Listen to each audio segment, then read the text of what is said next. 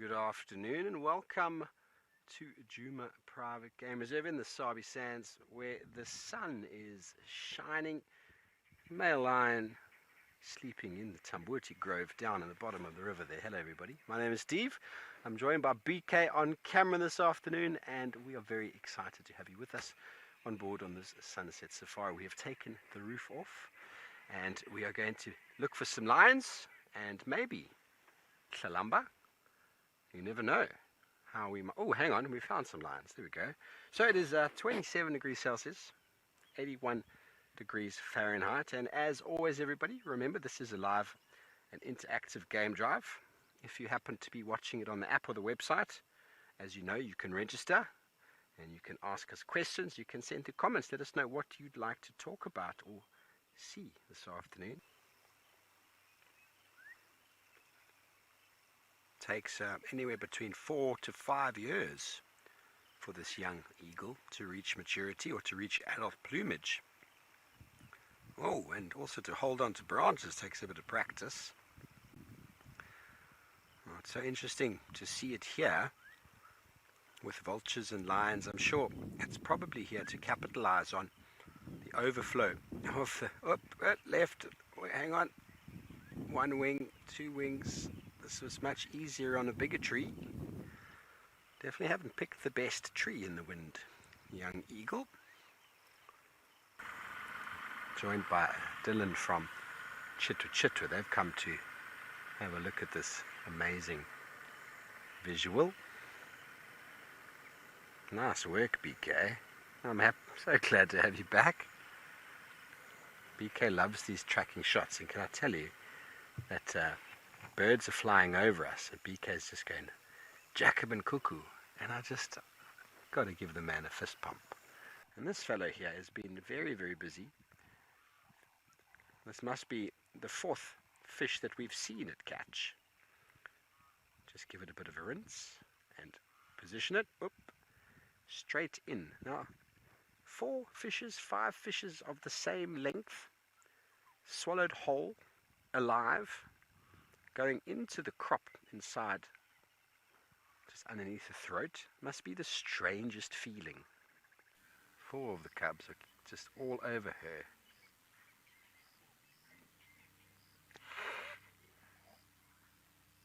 Leave me alone, leave me alone. This is what forces lionesses to start moving. These cubs didn't get anything from that impala this morning, and they are hungry. And this is what forces lionesses to start moving, is the cubs start doing this. And so out of frustration she gets up and moves. Because can you imagine having 4? Now a 5th one is going to join. I know it's nice for a period of time. And now we are going to have the lion walk by in a moment. Are you ready for it?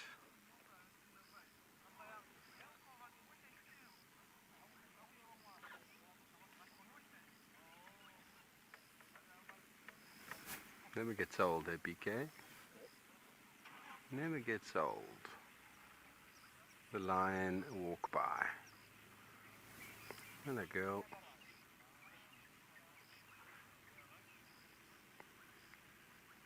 So you just have to give them space, and they will walk past you as close to you as they want to be. See, that one makes a little bit more space because it's not as confident as the others.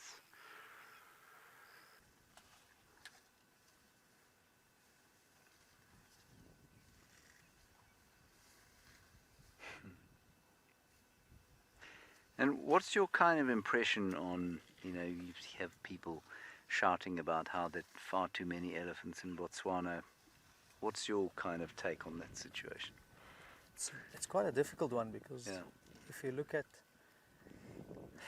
the debates in conservation, there's the hunting side, there's the trade side, there's all sorts of red tape and bureaucracy going on. Meanwhile, the animals are dying. So I think Botswana is populated because it's a safe haven, and that little corner with Vic Falls and Namibia, Botswana, Zimbabwe and Zambia, most populated corner probably on earth with ellies, and I mean, they've got space to move, they've got space, they can migrate traditionally used to come from Angola and Yeah. Namibia, and slowly working on corridors, finding places so they can do that again, which would incorporate Kruger Yeah. essentially Yes. through Zimbabwe and Mozambique. So for now they're in Botswana, but ideally it would be great if we can have them all over again. And if you look at the south of Kruger, where they probably would have or used to walk down to Mozambique, if you Yeah. look at the vegetation there, there's no big trees. Yeah. So I'm thinking from a layman's term, like I'm thinking elephants get there, fences, they can't go anywhere, so they smash everything, Yeah. and then they start walking back to where they come from.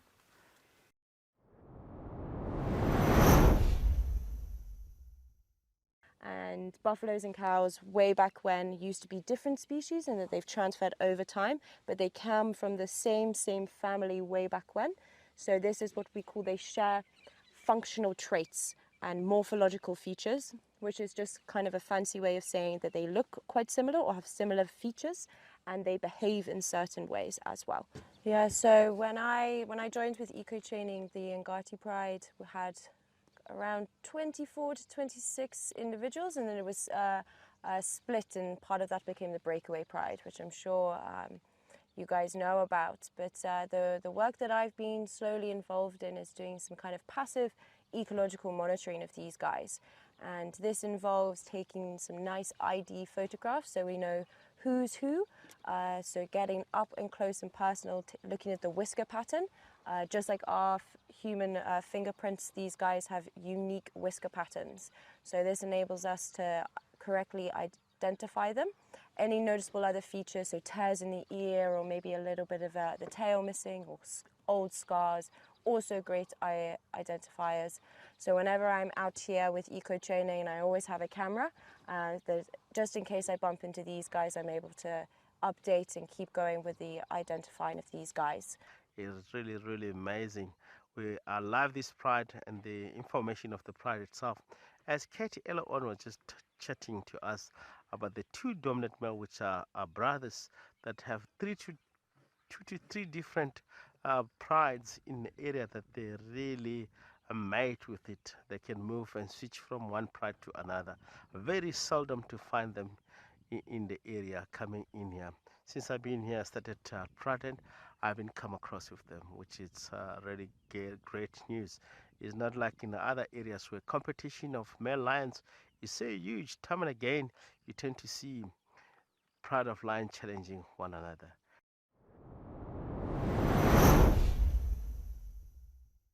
Well, it looks like one or two is getting a little bit stretchy here and getting a bit active. It is getting a little bit nice and late for the afternoon, so maybe we're going to get some action very soon.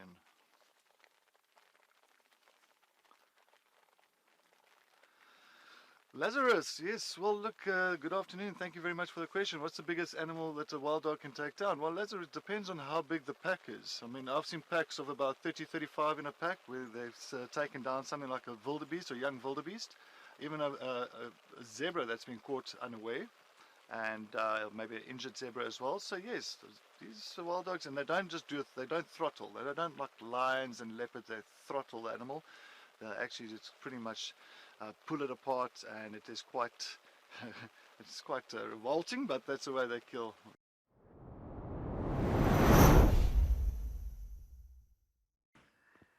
Now, I would love to claim credit for finding this animal. I would love to give credit for finding this animal to Joe. I would love to give credit for finding this animal to Olaf.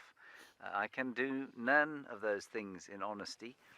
We were driving along the road having a fat chat, and one of the Simbambili guys came rushing out from where his guests are having a drink, and he said, "Did you not stop at the leopard?" I said, "What leopard?" He said, "The one sitting in the tree. It's about 300 meters down the road. You've just driven past it." I said, "Rubbish." He said, "Go and look." And here it is. It is Maripse, I think, the young male leopard.